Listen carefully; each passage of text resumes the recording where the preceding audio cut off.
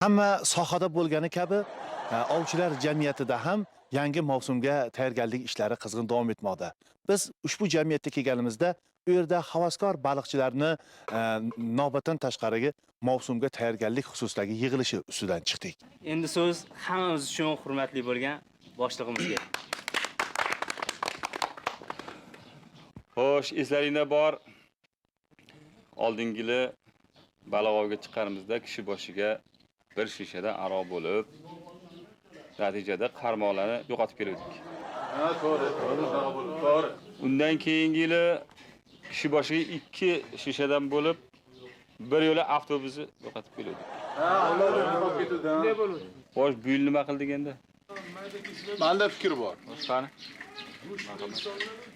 Bu yil kishi boshiga 3 butilkadan aroq olsak-da, qarmoqlarni uyda qoldirsak.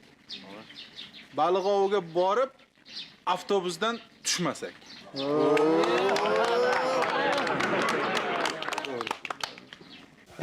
Handalak xabarlar uchun maxsus Chuqursoydan.